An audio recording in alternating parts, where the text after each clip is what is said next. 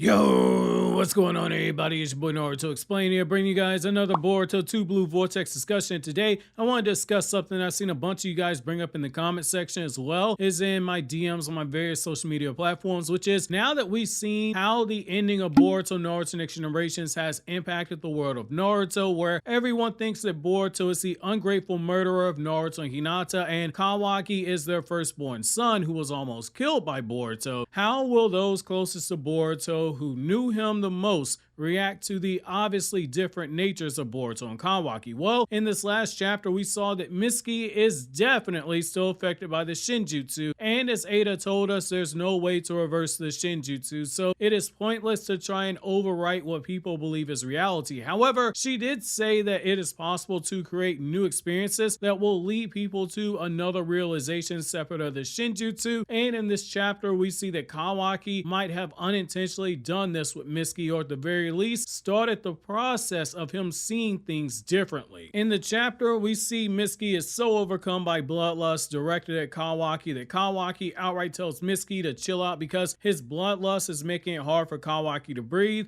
And in this chapter, after Kawaki sees Code has his claw marks in the village, it leads to Kawaki flying off, and Mitsuki is shown questioning if Kawaki is still the sun that lights up his moon. And I think that is where we have the biggest chance to see Mitsuki turn on Kawaki. It's going to be through those interactions those two have that it's going to change Mitsuki's view on things, because Mitsuki knows in his heart how the son of Naruto should be, which is a bright and warm fellow, and he knows that the person who he believes to be the son of Naruto, Kawaki, is actually someone who is dark and cold. So when he does interact with Boruto, those contrasts are going to be stark, they're going to be noticeable, but it won't be immediate because Mitsuki right now is still fighting a near uncontrollable bloodlust, and it's not going to be something that goes away quickly. Between the Boruto Naruto Next Generations anime and manga, we know that when Mitsuki has it in his mind that someone has to go, that man goes from creepy and quiet to being on demon time super fast. He's not going to hesitate when he learns that Boruto's inside the village, and not after having 3 years of pent-up bloodlust and possibly some self-imposed criticism on himself, because he was one of the last people to engage with Boruto before he ran away from the village, and so he probably's been really hard on himself for not being able to kill Boruto back then. It's going to take Boruto breaking through Mitsuki's extreme bloodlust to be able to truly start making him see that something is off, and due to the Shinjutsu, Mitsuki isn't going to be 100% able to come to the conclusion that Boruto is Naruto's rightful son, because he might come to the conclusion that Boruto is another son to his moon, and it's likely going to be a combination of Sarda's behavior towards Boruto and Kawaki's own pushing of Mitsuki away from him. Mitsuki is narratively being set up to be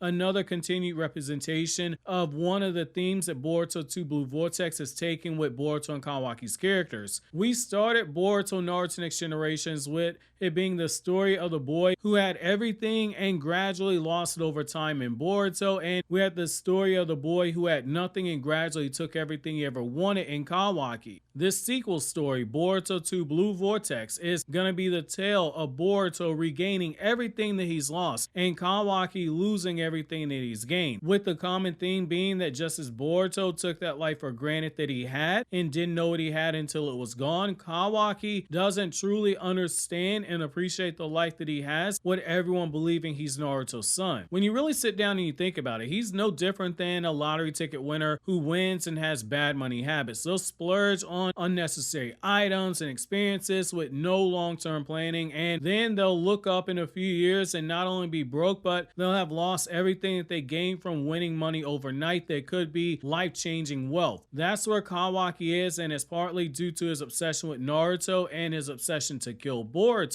He's beginning to push away the very people like Mitsuki who normally wouldn't give Boruto a second thought, but due to his own actions, Kawaki might force Mitsuki to at least consider another possibility. And there within lies the problem for Kawaki. Mitsuki is eventually going to realize that he's been seeing things wrong, and it's going to take constant effort the same way that Sasuke did when he was presented with this information by Boruto. He sensed Momoshiki inside of Boruto, saw Sasuke's headband with Boruto, saw the scar over Boruto's eye, saw the whiskers on Boruto's face, and even heard Ada explain to him everything that happened with the Shinjutsu, and still was saying he had doubts and it scared him because he couldn't trust his own memory. But he said that while he couldn't trust Boruto himself, he would at least trust in Sarada's faith in Boruto and protect him off of that alone and give Boruto the opportunity to prove himself wrong. Is Sarada's bond with Mitsuki going to be strong enough to convince him of there being some OTSUTSUKI level trickery going on? By itself, absolutely not. But when you add in Kawaki himself pushing away Mitsuki and Boruto not behaving like a deranged Kage killer, that might be enough, and it's going to be a huge mental hurdle for Mitsuki when this happens, something that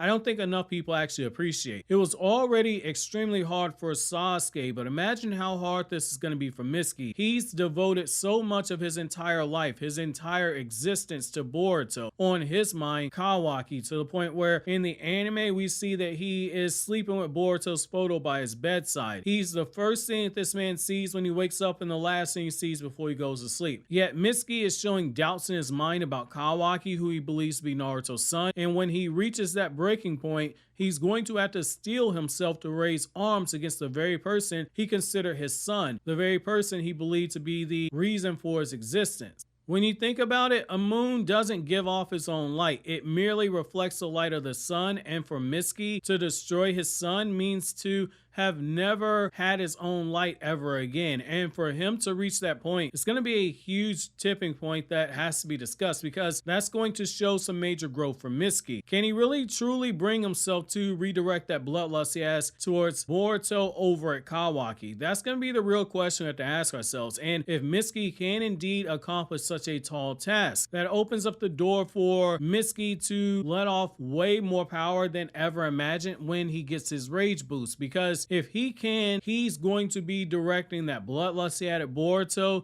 as well as his own rage and anger at having been made a fool via that Shinjutsu, if he's going to get some semblance of the truth and is able to actually suppress the Shinjutsu. It's important to remember that the Shinjutsu merely alters the memories of who Boruto and Kawaki are. There's nothing that states that he can't do physical harm to the person he believes that is Naruto's son. This is not like Ada's charm control power via her Shinjutsu, where the moment you try to physically harm her, the Shinjutsu starts causing you physical pain, and if you try to kill her, the conflicting orders between your brain and the Shinjutsu will make you kill yourself, as Amado implied when Shikamaru tried to take down Ada, which means, given that there's no repercussions for this, Mitsuki in theory could raise arms against Kawaki. That's going to be something that is very, very telling, because you have to think that Mitsuki has trained alongside Kawaki these last 3 years and has gotten used to his fighting style and the patterns of Kawaki, and Kawaki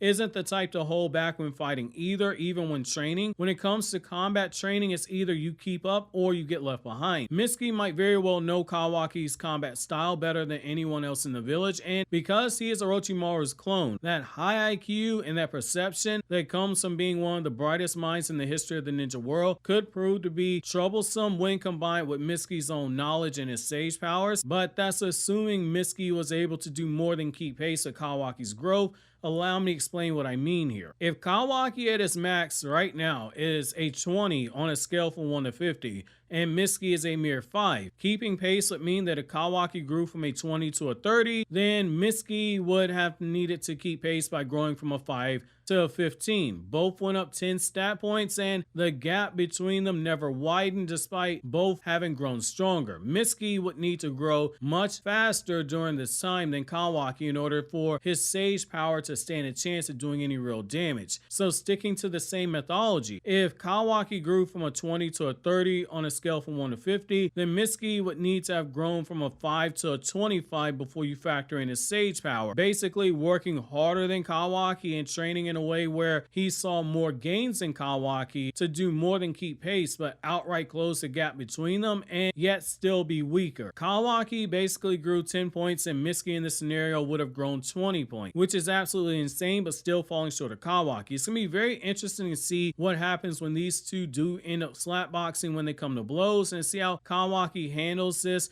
when he does eventually spiral out of control and start losing the very life that he stole from Boruto. I'm curious to know what you guys think about this. While you think that over, click here to watch these other Naruto Explain videos.